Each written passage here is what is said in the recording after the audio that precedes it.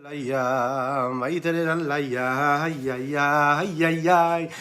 Tereralaya, ay tereralaya, ay tereralaya, ay ay ay. Ay ay ay ay ay ay ay ay ram. Tereralaya, ay ay ay ay ay ay ay ay tereralaya, ay tereralaya, ay ay ay ay. Ay ay ay ay ay ay ay ay ay ay ay. Tirilalaya mama ay ay ay ay ay ay ay moy daralalay. Tiriram mama mama mama mama. Tiriray tiriray tirilalalalalay ay daralalay daralalay daralalay daralalay daralalay ay ay.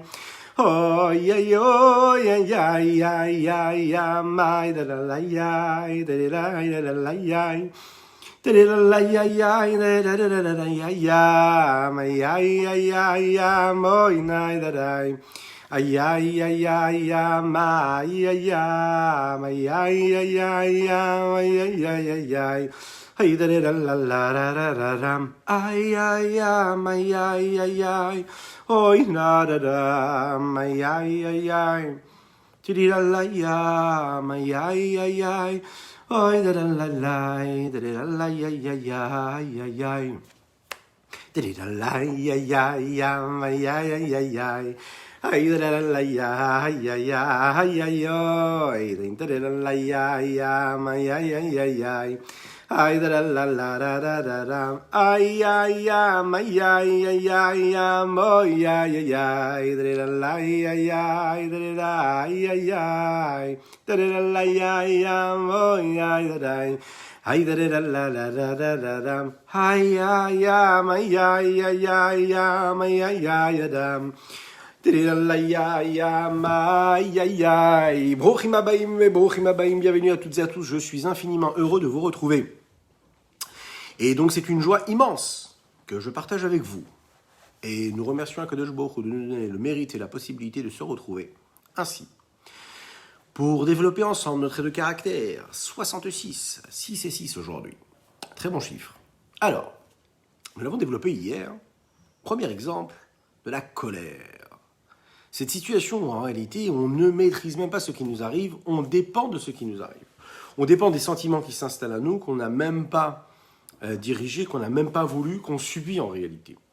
Avant cela, avant de démarrer, j'aimerais rappeler que cette étude est pour la Refoua Shlema de Anaël Bat Rachel, de Tinok Bat Anaël, de Ezra Bat Deborah, de Refael Shneur Zalman Ben Bracha Simcha, ainsi que pour tous les malades du Ham Israël, ainsi que pour Daniel Ben Esther. Quelqu'un de jour leur revoir une tellement grande Refoua Shlema, qui puisse être très rapidement parmi nous, à étudier avec nous, tranquillement, sereinement, qui puisse partager cette étude de manière sereine, et puis que ce soit dans la véritable joie, la plus totale, la véritable joie, celle qui s'exprime à travers les chants et les danses, ce que je nous souhaite à toutes et tous. Donc, nous avons donné, premier exemple que nous avons donné face à la colère, on a donné l'exemple, vous vous souvenez, de Yaakov. Yaakov qui va voler le droit d'aînesse à son frère Esav. Esav, sa réaction, ça a été de dire « Vayomer Esav Belibo ». Esav a parlé et s'est parlé en son cœur. On ne parle pas avec le corps, on parle avec la bouche. Et en général, quand on parle, on s'exprime justement avec notre partie cérébrale, avec notre intellect. C'est notre cerveau qui analyse les situations dans lesquelles nous nous trouvons et qui va exprimer ce qu'il ressent avec ses mots. Pourtant, on voit que Esav, comment est-ce qu'il réagit ? Il réagit avec son cœur. Avec son cœur, c'est-à-dire que Vayomer Esav Belibo. Belibo, il s'est dit à son cœur. Alors on l'a expliqué, on a dit qu'en fait, ensuite il va réfléchir comment se comporter avec Yaakov, son frère, pour se venger de ce vol-là. Mais sa première réaction, c'est de se venger tout de suite, c'est-à-dire d'avoir envie de le tuer. Et qu'est-ce qui décide de le tuer ? Ce n'est pas son cerveau, ça n'est pas son intellect, mais plutôt sa pulsion, son cœur. C'est son cœur qui va souhaiter cela et qui va désirer cela. Donc on voit bien exactement comment le cœur peut installer et peut dicter en réalité tout un cheminement et toute une façon de penser et de réaction chez un homme. On voit parfois que la colère s'installe en nous, elle nous maîtrise, elle nous gouverne, au point qu'on perd tout sens de mesure, et puis que notre conscience, notre savoir n'a plus de place face à la situation qui s'installe devant nous. On explose, on crie, on fait des bêtises, bien qu'après on va les regretter, on l'a vu, très bien. C'est vraiment un moment précis, particulier, qui est au-delà de toute réflexion, qui est au-delà de l'intellect. C'est le cœur qui s'installe, c'est le cœur qui s'exprime. Le deuxième exemple qu'on pourrait donner, si vous voulez, pour cette colère-là, qui serait une colère qui vient des pulsions du cœur, mais non pas une colère qui est réfléchie, qui est analysée, qui est installée, qui est posée, c'est un exemple encore qui nous est donné par la Torah, par le Tanakh. Plus précisément, l'histoire de Esther et de Achashverosh. Vous vous souvenez que dans la Megillat Esther, on nous raconte que le roi Achashverosh, le méchant roi Achashverosh, demande à Haman, encore plus méchant que ce roi Achashverosh, lui dit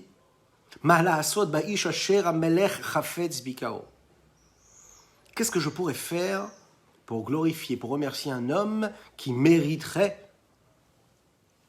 et pour qui je désire apporter de la valeur et exprimer cette valeur-là que je lui porte. La Megillah continue et nous raconte que Vayomer Haman Belibo. Et Haman, en réalité, s'est posé la question dans son cœur. Il a parlé à son cœur. Vayomer Haman Belibo. Comme ceux Esav qui parlent à son cœur, ici c'est Haman qui parle à son cœur, qui dit Vayomer Haman Belibo.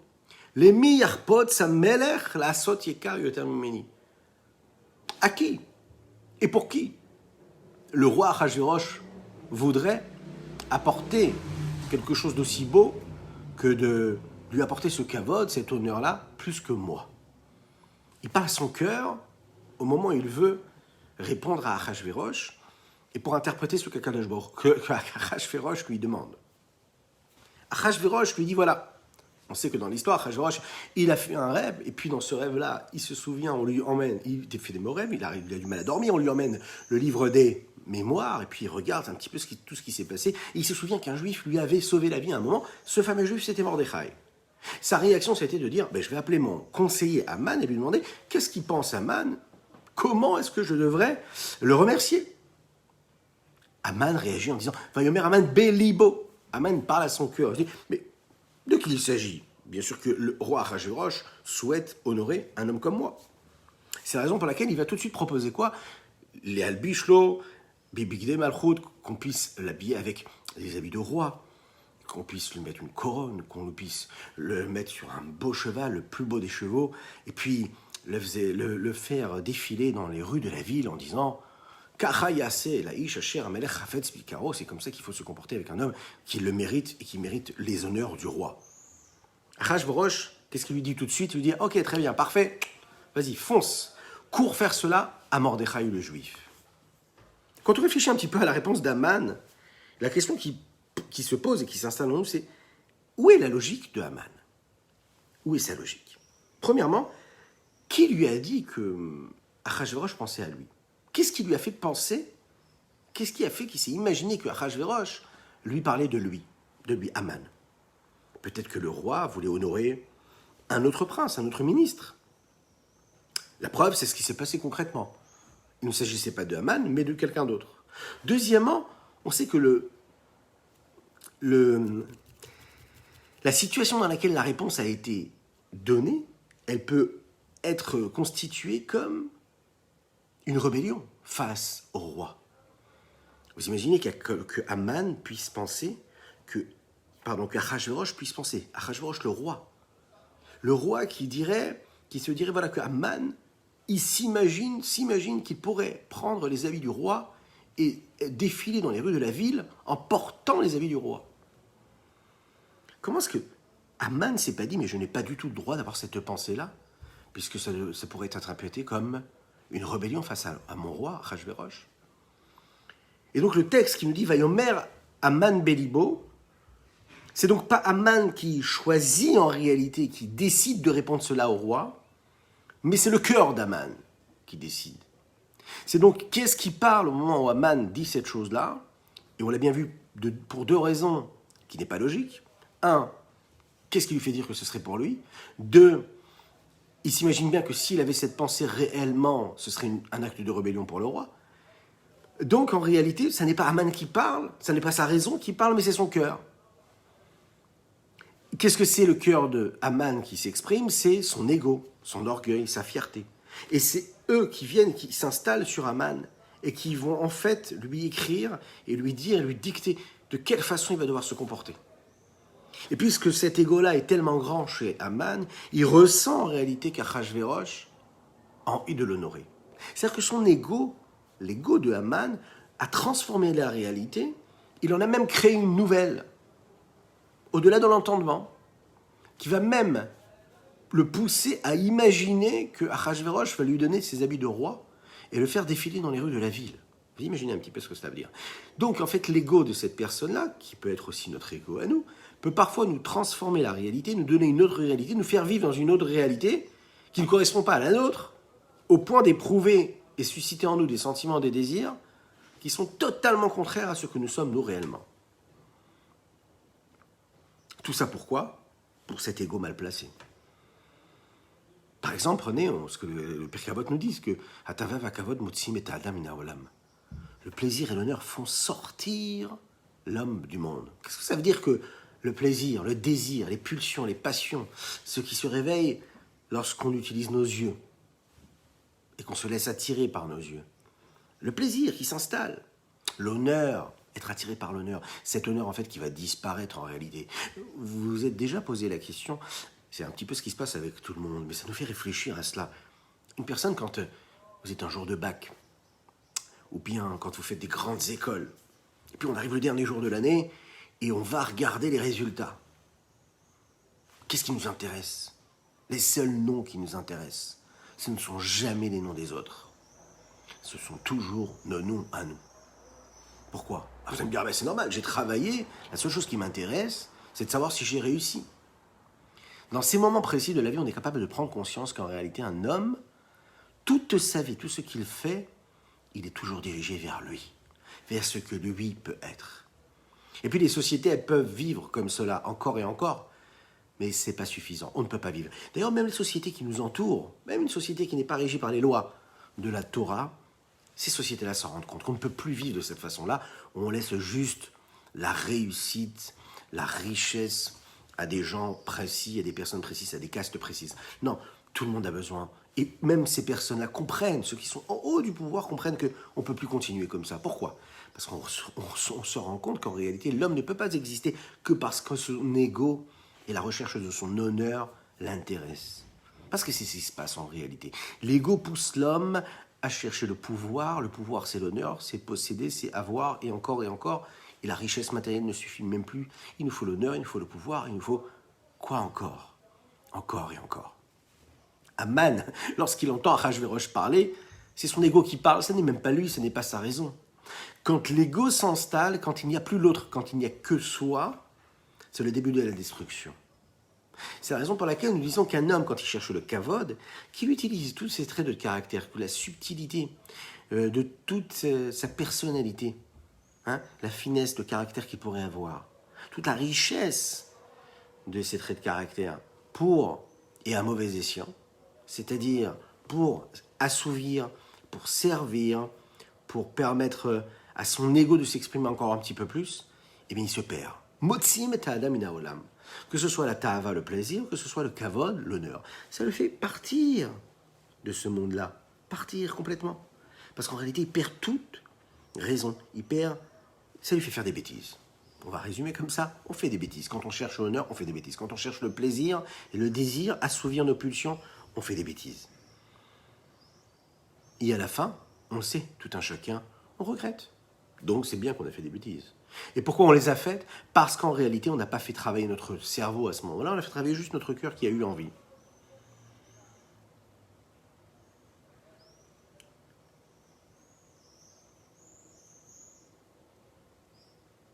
On a vu différents exemples dans lesquels le cerveau n'avait pas de pouvoir sur le cœur.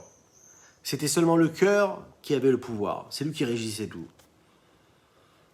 Alors comment cela se passe avec le principe même que Mohar Shalit al Alev, que le cerveau lui maîtrise le cœur? Et que ce principe-là se trouve chez l'homme qui par et de par sa nature a été créé de cette façon-là. Comment lui dire qu'en réalité, que lorsqu'un homme naît, il naît avec un cerveau qui maîtrise et qui gouverne son cœur, et au même moment, on sait qu'en réalité, toute notre vie, depuis l'instant où on vit, la seule chose qui nous intéresse, c'est de mettre les doigts dans les prises.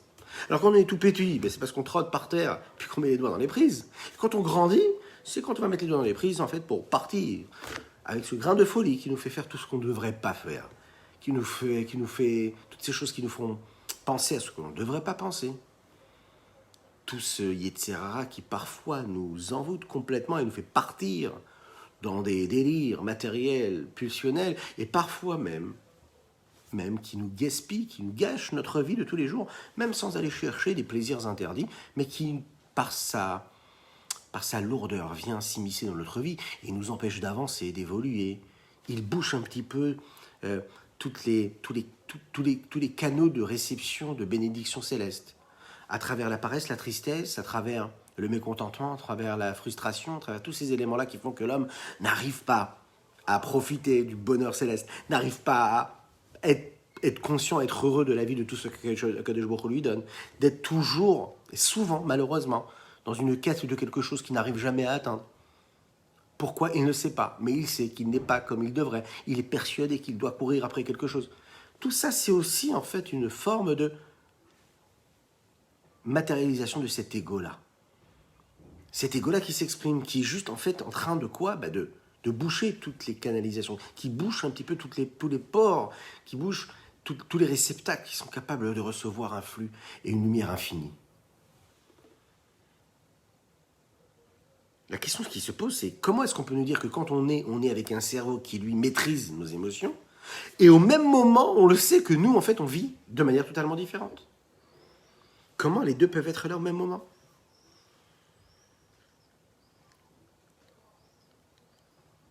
D'un autre sens, on pourrait dire différemment.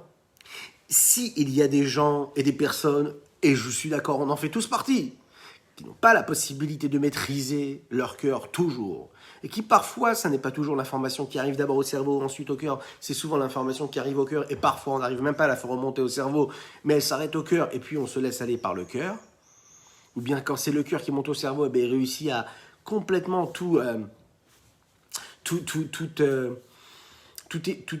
faire partir toute notion d'intellectuel et de partie cérébrale et de psychologie réfléchie, on va dire, non pas subie par les sentiments du cœur, parce qu'on on l'a vu dernièrement que parfois même ce qui se passe dans le cerveau, ça peut être influencé par le sentiment du cœur, parce qu'il peut travestir tout ce qui se passe dans l'honnêteté intellectuelle, la froideur de l'esprit, et être complètement embarqué et servir en réalité les pulsions du cœur. Ça aussi, ça existe.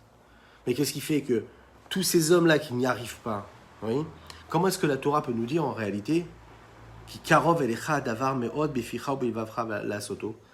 cette chose-là, elle est proche de toi, tu as la possibilité. C'est très facile. Comment c'est facile? Ah oui, si tu me dis que ma nature, c'est que depuis que je suis petit, je suis né avec un cerveau, et que ce cerveau-là, il est là pourquoi? Eh bien, pour maîtriser mon cœur. Oui, j'accepte, il n'y a pas de souci. Le seul problème, c'est que je n'ai pas l'impression que ma nature, elle est ainsi. J'ai l'impression que c'est l'inverse. L'Admor HaZaken nous dit, dans les textes de Chassidut, il nous dit comme ça. Sachez qu'en fait, il faut être capable de faire une différence entre un homme qui est en bonne santé et un homme qui n'est pas encore en bonne santé. Être capable de faire la différence entre une situation normale et une situation qui n'est pas normale. Un homme normal, un homme qui est en bonne santé, que ce soit dans son corps, dans son âme, qui naît normalement constitué de tout ce qu'Akadosh Baruch Hu lui a donné, que Dieu lui a donné à sa naissance, il est en réalité créé avec ce système-là, c'est-à-dire Moach Shalit al-Alev, le cerveau qui gouverne et qui maîtrise le cœur. Peu importe là où le cœur l'entraînera et l'amènera, peu importe la puissance que son cœur va y mettre, son cerveau sera toujours là pour cadrer ce cœur-là, cadrer ses sentiments et refroidir parfois quand il le faut. Il sera toujours là et la condition, ce sera en réalité de laisser le cœur exister, mais le cœur sera là juste pour accepter, recevoir de manière totale et complète ce que son cerveau lui dictera. Posez-vous, vous, la question, à quel moment dans votre journée, là, n'allons pas chercher très loin, non même pas dans votre vie en général, dans votre journée, à quel moment vous êtes capable depuis le lever, depuis le moment où vous avez ouvert les paupières, vous avez dit Modéani. Est-ce que vous êtes levé en vous disant yes, c'est génial, je vais passer une super journée? Est-ce que vous avez dit allez, je vais faire de mon mieux? Est-ce que vous vous êtes dit encore, et il faut tenir, il n'y a pas le choix? Est-ce que vous vous êtes dit je ne sais pas où je suis? Comment est-ce que vous êtes levé? Et ensuite, pendant votre journée, comment est-ce que vous avez vécu cette journée? À quel moment vous êtes dit c'est mon cœur qui s'exprime? Et à quel moment votre cerveau s'est exprimé? Et est-ce que vous êtes capable, là, en réfléchissant chacun, là, en vous posant cette question, et dites-vous, à quel moment j'ai été capable aujourd'hui et combien de fois, vous pouvez utiliser les doigts de votre main, même de vos deux mains, je suis généreux, pour essayer de voir combien de fois vous avez réussi à utiliser ce cerveau-là pour refroidir votre cœur. Et si ça n'était pas pour le refroidir, mais au moins pour le diriger là comme il fallait. Je vous laisse réfléchir, hein, mais je continue. Et avec cela, je ferai l'Echaim, un petit l'Echaim.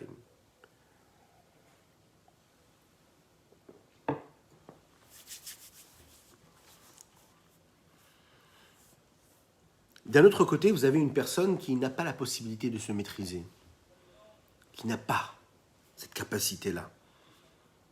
Il est en réalité quelqu'un de guéri, mais en devenir. C'est une personne, on va dire, qui est malade en réalité. Pourquoi est-ce qu'elle est malade? Parce qu'elle est décrite comme ça, comme une personne qui n'est pas normale. Alors je sais, ça fait très très peur, parce qu'on a quand même l'impression de ressembler à cette personne-là qui n'est pas vraiment dans un état normal. Parce que la personne qui n'est pas dans un état normal, c'est-à-dire celle qui n'arrive pas à dicter à son cœur, par son cerveau, ce qu'il doit penser, ce qu'il doit faire. Imaginez un petit peu ce que ça veut dire. Imaginez le niveau d'exigence que cela nécessite dans notre vie de tous les jours. Un homme qui ne maîtrise pas, qui n'arrive pas à dire à son cœur « ne ressens pas ça, ne fais pas ci, ne fais pas ça », ça c'est un homme qui en réalité est un homme en mode de guérison. C'est donc en réalité une situation qui n'est pas normale et qui n'est pas la situation naturelle. Vous êtes bien d'accord avec ce qu'on vient de dire ici? Ce que nous, on a interprété au début comme apparemment c'est notre nature depuis qu'on est tout petit, on nous a appris, enfin c'est pas qu'on nous a appris, on a l'impression que instinctivement on se comporte de cette façon-là. Oui. Instinctivement, on réagit avec notre cœur et pas avec notre cerveau. Parfois, on envoie l'information à notre cerveau. Mais la première information, souvent, c'est le cœur qui l'a. Et là, qu'est-ce qu'on nous dit? On dit non, sache que quand c'est ton cœur qui réagit, ça n'est pas ta nature qui est en train de réagir.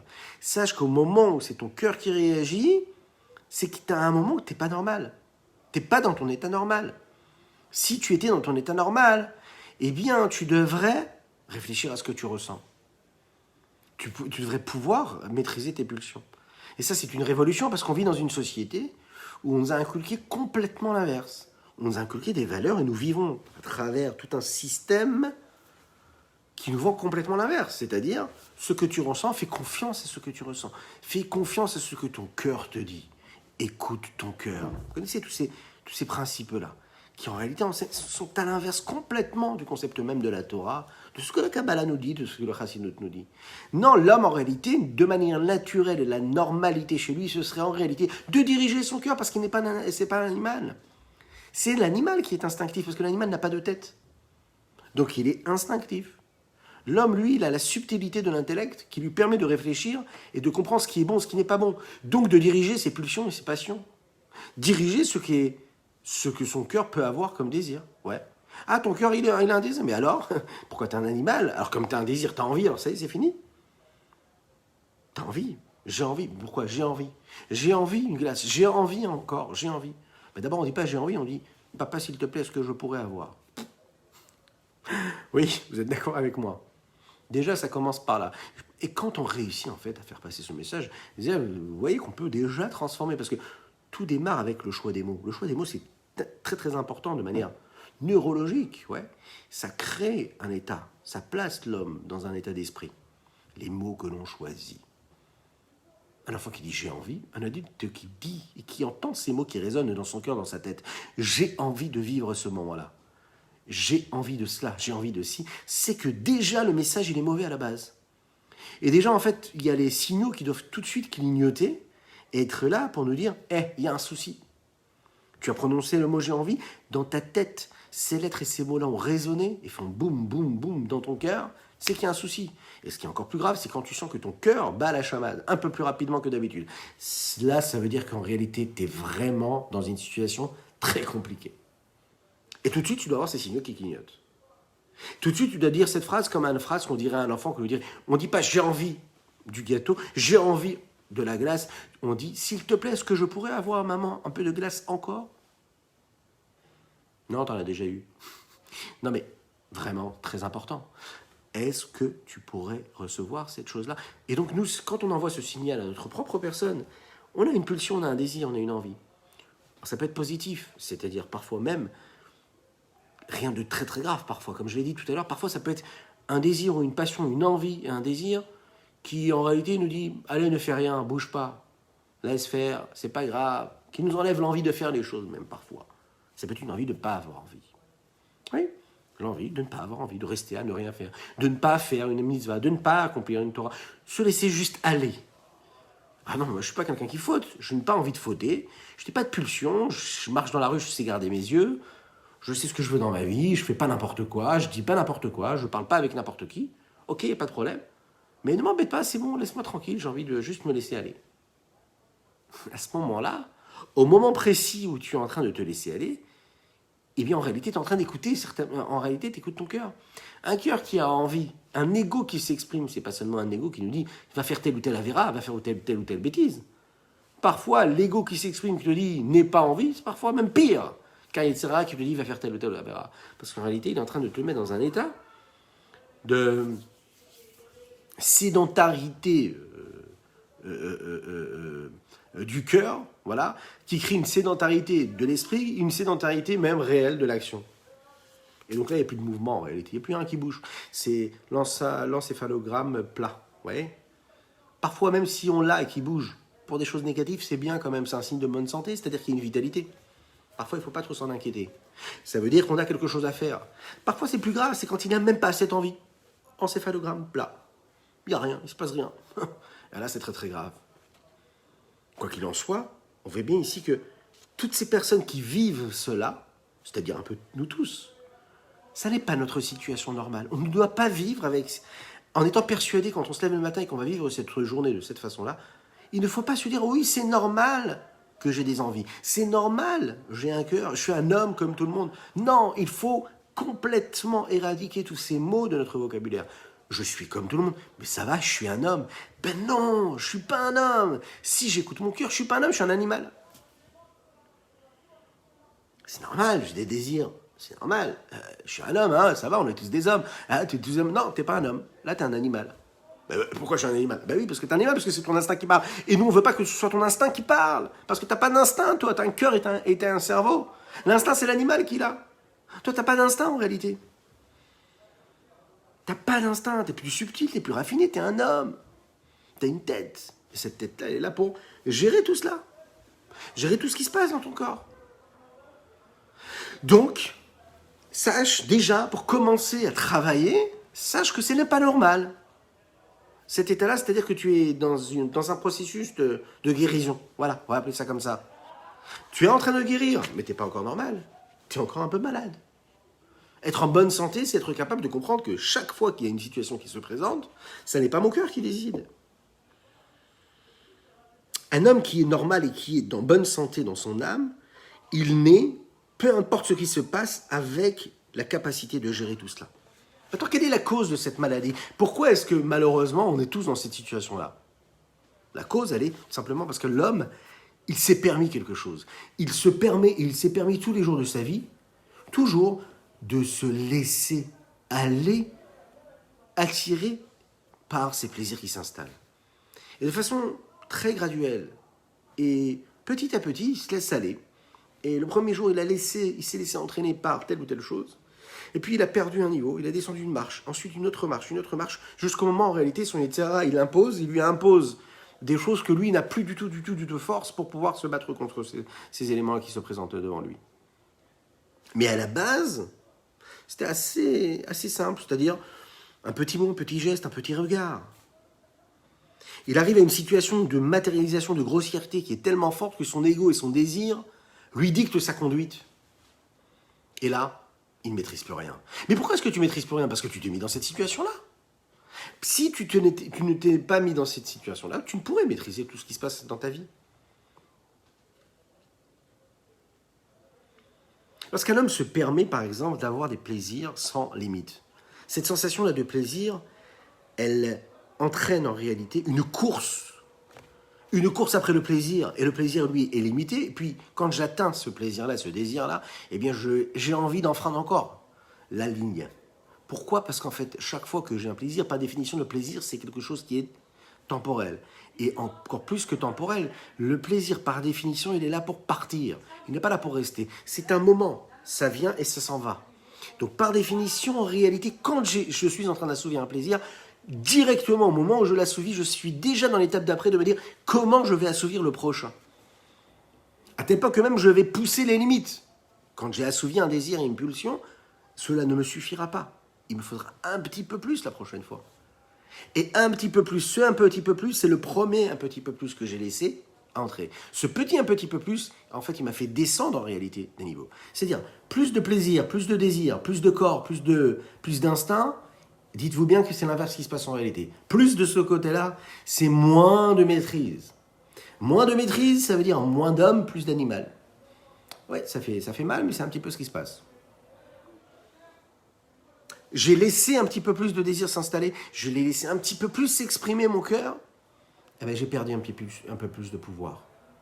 Et qui dit un peu plus de pouvoir dit que la prochaine fois, je ne pourrai plus maîtriser. Et petit à petit, j'arrive et je me retrouve complètement sans armes. J'arrive à l'extrême même de ce que j'imaginais. Alors, maintenant la Torah nous dit que c'est facile. On peut. Karov Elecha, c'est possible pour toi de maîtriser tout cela. Comment tu y arrives?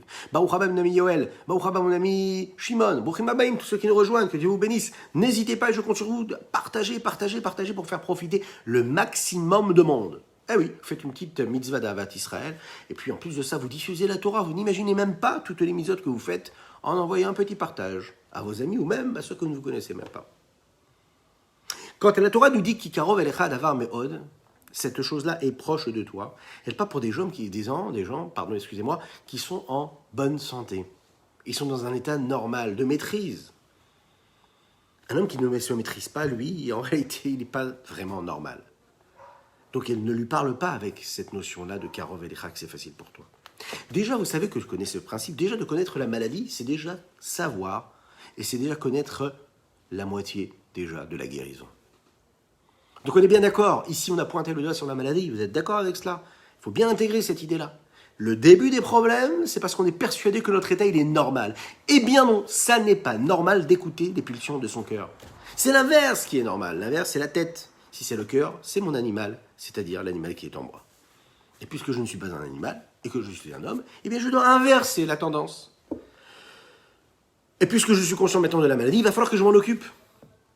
Et de la guérir, et de trouver les médicaments qui vont me permettre de guérir cette maladie-là. Par exemple, apprendre à trouver des médicaments qui vont me permettre, un petit peu comme dans les dépendances. Vous savez que quand une personne elle est droguée, que Dieu nous en préserve, eh bien on va lui donner des médicaments dans lesquels il y a, sous une certaine mesure, les substances dont il était dépendant. Des molécules, ce qui y ressemble, pour le sevrer petit à petit. Et ensuite, on va l'en détacher. On va lui mettre un peu du fond, mais on va enlever la forme. Petit à petit, on va lui enlever petit à petit le fond, et puis tout va disparaître, on va le laisser se révéler tel qu'il est lui-même. Il va perdre cette dépendance-là, puis il va guérir. La meilleure façon, nous, de comprendre comment cette maladie s'installe en nous, c'est de comprendre en réalité qu'est-ce qu'elle est. Et pourquoi est-ce que cette maladie, elle s'est installée? Alors, on l'a expliqué, elle s'est installée parce que petit à petit, on lui a laissé de la place. Une petite dose tous les jours, une petite dose une fois par semaine, c'est devenu une petite dose tous les jours. Et puis après, la petite dose tous les jours ne suffisait pas, il en fallait 1, 2, 3, 4, 5 par jour. Jusqu'à beaucoup. Et puis une semaine, c'est devenu un mois, des années. Et puis on sort du monde. Oui, on sort du monde, on peut être dans ce monde-là, vivre dans son foyer, vivre avec soi-même, et puis être à l'extérieur de ce que l'on est nous-mêmes. C'est-à-dire ne plus se faire confiance, être conscient qu'on est à côté de ce que l'on doit être. Lorsque l'on ne maîtrise pas tout ce qui se passe dans notre esprit, dans notre cœur, c'est qu'on est à côté de ce qu'on doit être réellement. Et puis, au niveau de notre famille, c'est ce qui se passe également, donc les dégâts sont considérables, même si, bien sûr, de manière visible, tout paraît normal. On reste les mêmes, mais c'est une maladie qui est bien, bien, bien profonde, qui ne se révèle pas et qui ne dit pas son nom. Et donc les Chachamim nous ont dit, tu sais, tu as la possibilité déjà de trouver un moyen de sevrer, et de te sevrer de cette maladie. C'est déjà de comprendre ce qu'elle est. Sache que ce n'est pas normal ce que tu ressens. Et donc tu vas t'en occuper petit à petit. Et puis tu vas retrouver en réalité la pleine possession de tous tes pouvoirs. Alors quand on parle par exemple de la Avodat Hashem, puisque c'est ce qui nous permet, nous, de nous élever, c'est ce qui se passe également dans le comportement humain, à travers nos traits de caractère. Une des meilleures façons, dans le service de Dieu, quand on sait qu'on s'est égaré de ce qu'on devait faire, on le sait tous, c'est la Avodat Teshuva. Faire Teshuva. On sait que la Teshuva, ça ne doit pas se faire à n'importe quel moment, à n'importe quel endroit, et pas avec n'importe qui. Le moment de la Teshuva, c'est un moment précis où on doit se poser, réfléchir, prendre un crayon, un papier, ou pas, mais ça aide, et réfléchir à ce qu'on a fait, ce qu'on ne devrait pas faire, se poser une introspection, un bilan sur ce qu'on fait dans notre vie, la façon avec laquelle on a de vivre les choses, les éléments, les événements qui nous arrivent dans notre vie, et puis lister, et puis cocher ensuite. Cocher dans le sens où, se dire, allez, comment est-ce que je peux effacer cette ligne-là à partir de demain? Comment je peux faire en sorte qu'une de ces choses que je fais, elle pourrait disparaître?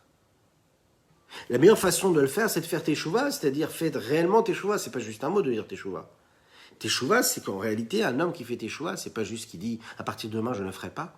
C'est qu'il arrive vraiment, vraiment, vraiment à faire naître en lui une amertume, un sentiment de prise de conscience, de détachement et d'éloignement tellement fort de Dieu que cela fait naître en lui une envie et un désir tellement profond de rapprochement de Dieu que cela se crée par quoi?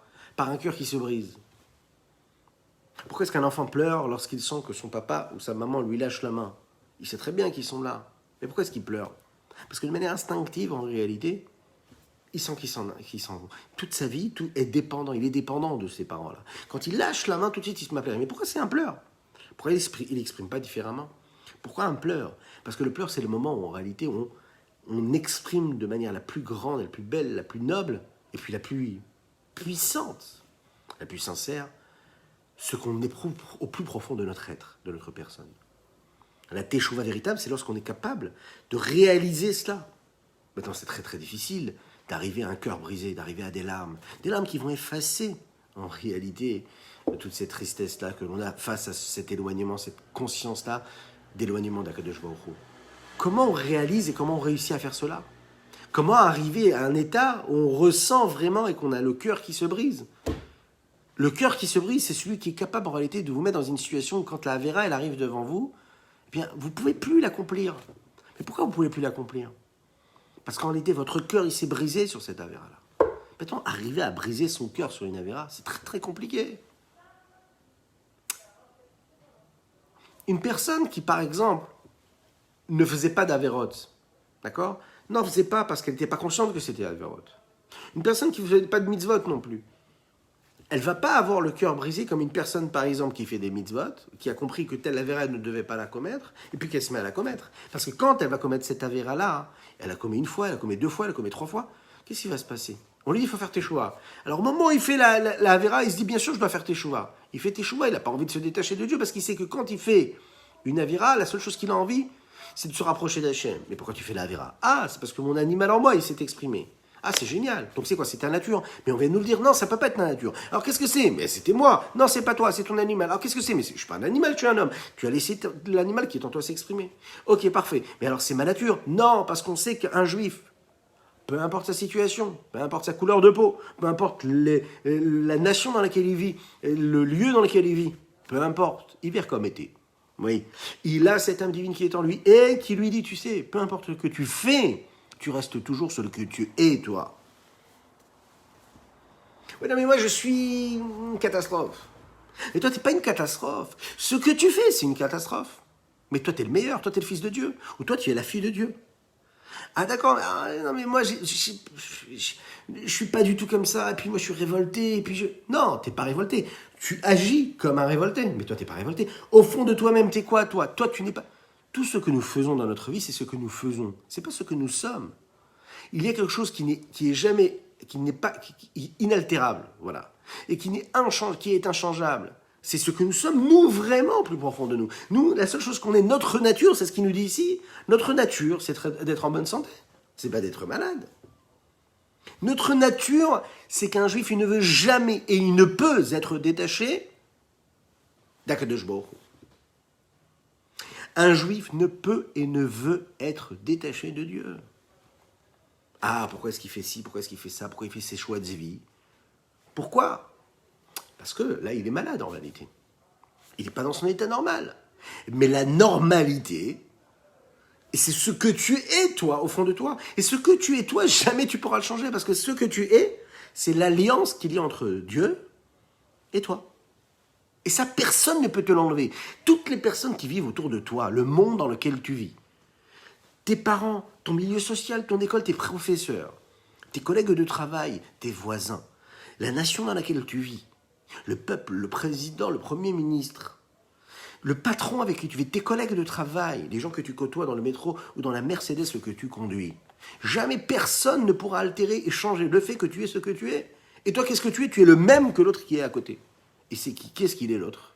Il est ce que Hachem a décidé qu'il soit, c'est-à-dire une parcelle divine. C'est-à-dire un véhicule qui est là et qui est là pour transmettre et faire passer et faire exister la présence divine sur Terre. Ah, tu as l'impression d'être différent. C'est pas que tu es différent. C'est que ce que tu fais est différent. Ce que tu fais, c'est quelque chose que toi tu as choisi. Tu as fait des choix d'action qui font que ta vie, elle est comme ci ou elle est comme ça. Mais toi, t'as jamais changé. Toi, t'es le même. Alors parfois, oui, tu peux être malade. Alors si je te dis que t'es malade, tu me dis non, pas du tout, c'est ma personnalité, c'est ce que je veux être. Et puis voilà, j'assume, puis c'est comme ça que j'ai envie d'être. C'est ma tendance. Moi, je vois les choses de cette façon-là, je veux vivre de cette façon-là. Ok, il n'y a pas de problème, vis, il n'y a pas de souci, fais ce que tu as à faire.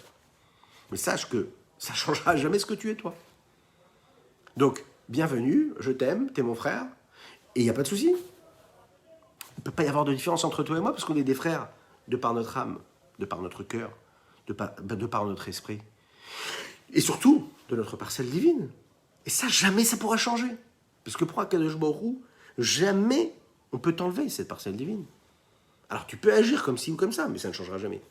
Et donc, bien comprendre cette idée-là, que jamais, au grand jamais, ta nature, elle est comme ci ou comme cela. Ne pense pas que ta nature, c'est d'être telle ou telle personne, d'être un fauteur, d'être un pécheur, ou d'être quelqu'un de saint ou de pur. Ou bien d'être quelqu'un qui a telle ou telle tendance dans ta vie. Non, ta nature, c'est d'être attaché avec Akadosh Baruch Hu. Ta nature, la normalité, c'est cela. Maintenant, tu ne fais pas comme il faut. Ah, c'est parce que tu es un... Allez, on est un petit peu tous comme ça. C'est-à-dire que, malheureusement, on écoute notre instinct, on écoute ce qui n'est pas un instinct, parce qu'on n'est pas des animaux, mais on écoute cette partie animale qui est en nous, qui a envie, qui est pulsionnelle, qui désire, qui a cette passion pour telle ou telle chose. Et qui fait qu'on met entre parenthèses, qu'on met en retrait, et qu'on cache notre partie, justement, qui elle est beaucoup plus belle, beaucoup plus spirituelle, beaucoup plus saine et beaucoup plus pure. Faire teshuva, c'est briser son cœur. Et briser son cœur, c'est être capable de rentrer comme ça en soi et de se dire, c'est pas possible. Au moment où je fais cette avéra-là, je suis en train de me détacher de Dieu. Ah d'accord, c'est un mot, parfait. Ouais, mais c'est pas grave, je fais teshuva à Dieu lui-même. Non, mais je l'imprègne et je pleure pour cette teshuva. Je pleure réellement, j'ai le cœur brisé. Lorsque j'ai le cœur brisé, en réalité, je retrouve ma normalité. Et ma normalité, c'est que je ne veux pas être détaché d'Hachem. En réalité, pourquoi est-ce que je fais teshuva? Pourquoi est-ce que je brise mon cœur? Parce que le fait que je n'ai pas la possibilité de maîtriser ce que mon cœur veut désirer, c'est parce qu'en fait, il est totalement plongé, il est totalement noyé dans ses désirs, dans ses pulsions, dans ses passions. Et donc, je suis devenu quelqu'un de beaucoup plus grossier, qui n'a même plus la possibilité de se maîtriser. Mais pourquoi? Parce que les heures que j'ai passées à regarder ce que je ne devrais pas regarder, à dire ce que je ne devrais pas dire, à prononcer ce que je ne devrais pas prononcer, à vivre ce que je ne devrais pas vivre, je me suis mis dans un état de matérialisation, de grossiérisation, même si ça n'existe pas en français, eh bien ça le sera pour maintenant, et puis je me suis, ce qu'on appelle vraiment, matérialisé au maximum. Et donc, comme on l'a dit tout à l'heure, j'ai bouché un petit peu toutes les vannes, j'ai bouché toutes les capacités de réception même de cette divinité-là et de cette sanctification d'Akadosh Baruch Hu. Alors, comment est-ce qu'on peut s'en sortir? Alors, première chose, on l'a dit, détecter la maladie, détecter ce qui nous a fait plonger, et faire une vraie teshuva. Alors, dans le service de Dieu, par rapport aux avérotes qu'on a pu faire, oui, c'est faire teshuva par rapport à ce que lui nous a dit, et ce qu'il nous a demandé de faire et que nous, on n'a pas fait. Mais en réalité, parfois, on a la possibilité, en réalité, même dans la vie de tous les jours, d'arriver à cela, d'arriver à détecter qu'est-ce qui fait qu'en réalité, on a vraiment la sensation de ne pas réagir comme on devrait.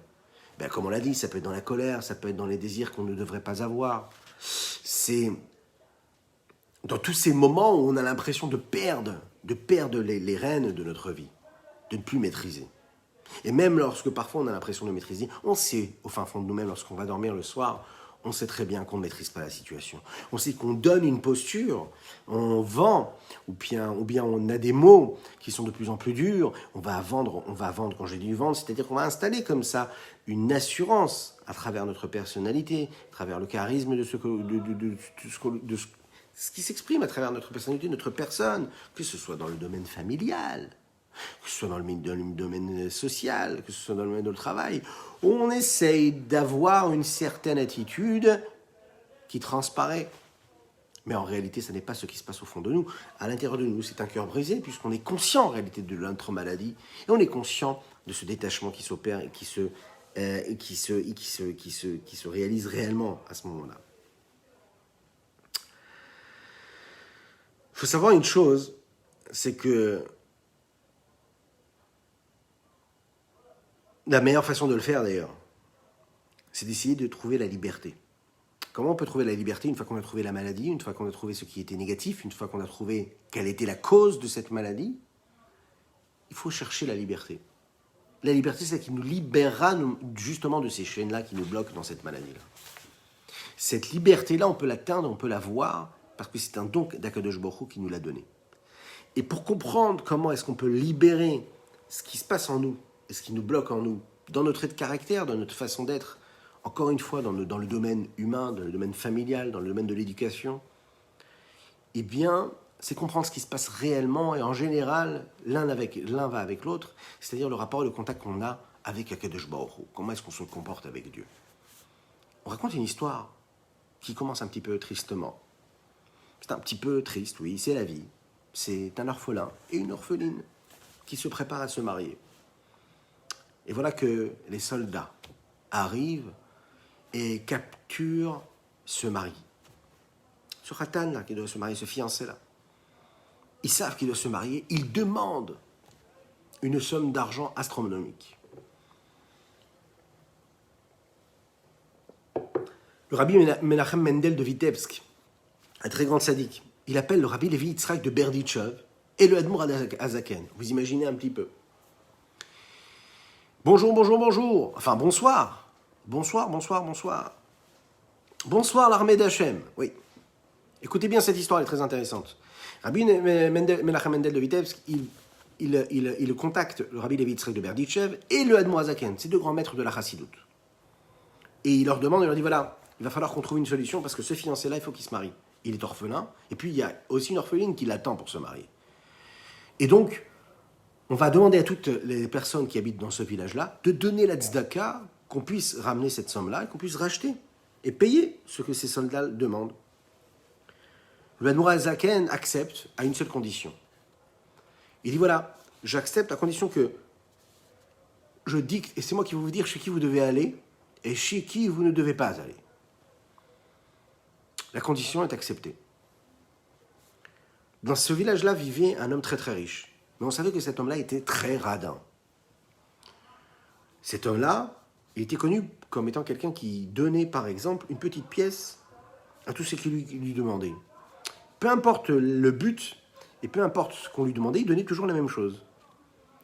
Donc, les personnes qui allaient le voir, on commence à prendre l'habitude et se disaient, bon, aller voir un homme aussi riche pour recevoir une petite pièce, puisque tout le monde recevait la même petite pièce, ils se sont dit on va arrêter d'aller le voir. Le Admour Azaken, il l'a dit, vous vous souvenez, dans ces conditions, c'est lui qui allait dicter chez qui on allait ramasser ces pièces d'argent. Il dit vous allez aller chez ce riche homme et vous allez lui demander de donner la tzedaka pour libérer cet orphelin-là. Toutes les personnes qui étaient à côté ont dit mais c'est pas possible. On ne peut pas accepter ça. Vous savez très bien qu'il ne donne rien, il donne juste une petite pièce. Mais ils avaient décidé d'écouter ce que l'Admorazaken leur avait demandé, et ils ont accepté. Ils sont partis chez lui, et ils ont été reçus avec beaucoup de kavod, beaucoup d'honneur. Ils nous ont raconté cette histoire-là. Voilà un fiancé qui doit se marier avec une fiancée et qui a été pris en captivité. Et voilà, cet homme-là qui ouvre sa petite boîte dans laquelle il y a ses pièces, et il leur donne une petite pièce d'argent. Eux ne comprennent pas du tout ce qui se passe. Mais là, au lieu de prendre cette pièce-là et de lui rendre, l'Admorazaken prend la petite pièce et lui dit « Merci beaucoup pour votre pièce. Et puis, que vous puissiez mériter de faire encore et encore, et encore et encore des mitzvot. » Le Rabbi Levi Yitzhak de Berdichev, Rabbi Menachem Mendel de Vitebsk et le Admorazaken, les trois, vous imaginez un petit peu ces tzadikim-là qui sortent. Chacun se regarde. Et puis, voilà qu'ils avancent. Et voilà que le riche ouvre la porte et court après eux pour leur donner encore quelques pièces. Quelques pièces. Eux, ils ne comprennent pas ce qui se passe. L'Admorazaken se tourne vers lui, prend la petite pièce dans sa main et le remercie et le bénit afin qu'il puisse mériter de faire encore des mitzvot. Les deux tzadikim qui étaient avec lui, Rabbi Levi Yitzhak de Berdichev et Rabbi Menachem Mendel de Vitebsk, se sont dit, bon, c'est très sympathique, mais bon, on ne comprend pas vraiment ce qui se passe, mais on continue notre route. Il continue, et voilà que, encore une fois, il vient.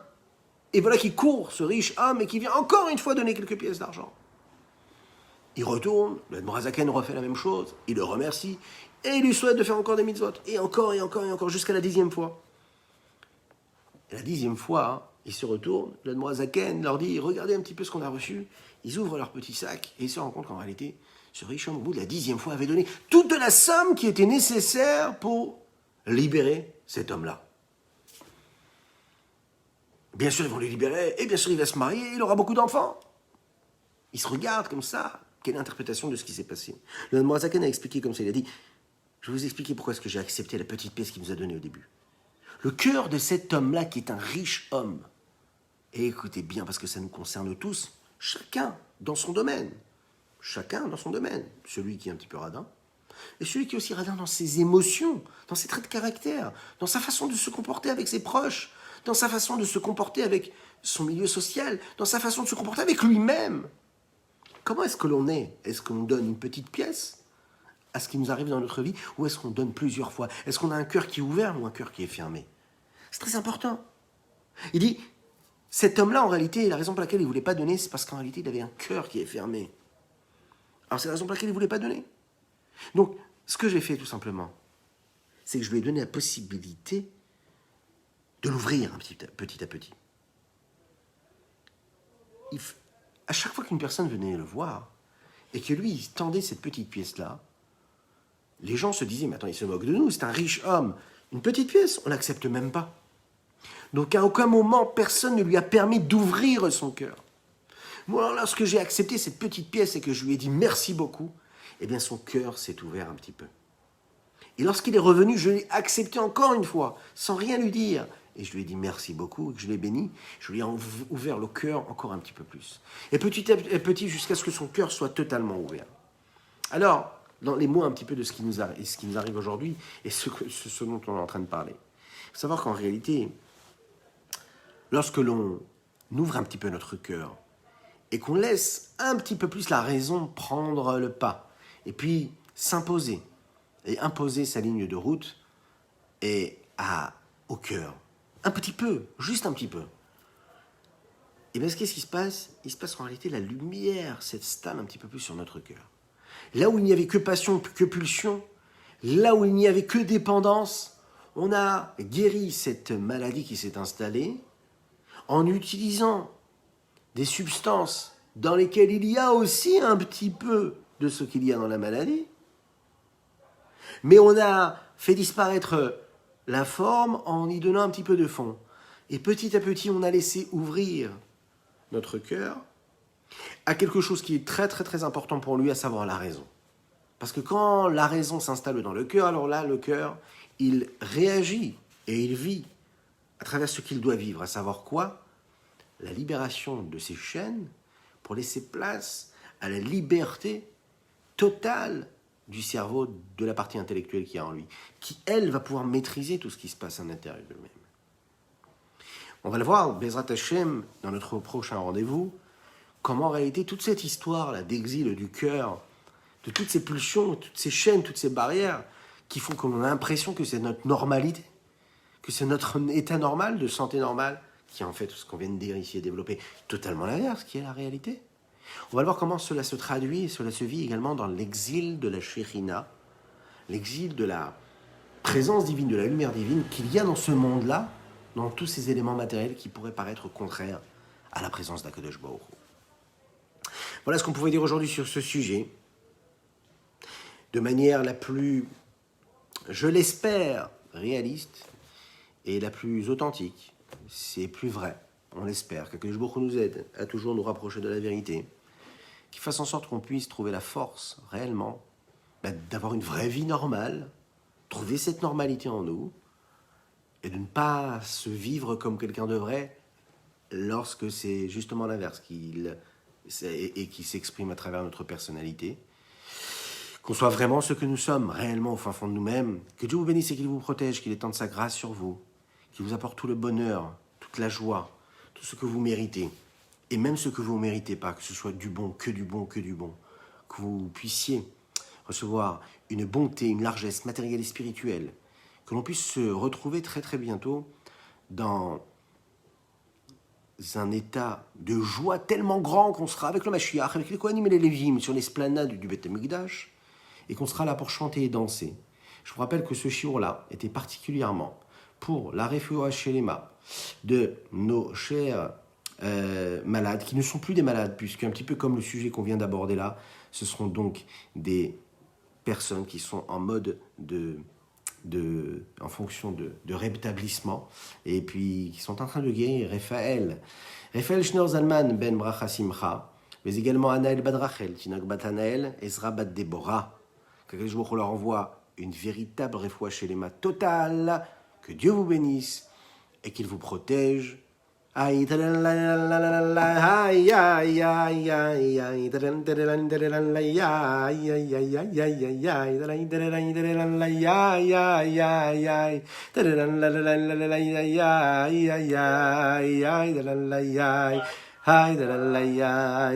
ay, ay, ay, ay, mama, mama, mama, ay, da la la ya, ay, da la la ya, ay, ay, ay, ay, ay, ay, da la la, ay, ay, da la la la, ay, ay, ay, ay.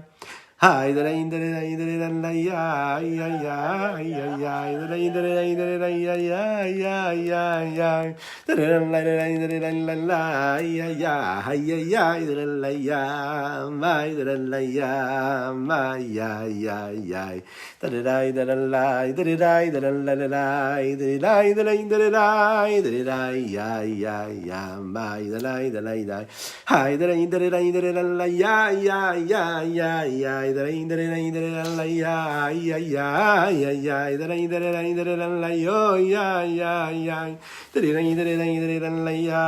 ay, ay, ay, da la da la, da la da la, da la da la, da la da la, ay, ay, ay, ay, da la da la, ay, da la ya, ay, ay, ay, ay. Ay, bonsoir à toutes et à tous. On a été très heureux d'être parmi vous ce soir. Que Dieu vous bénisse. À très bientôt.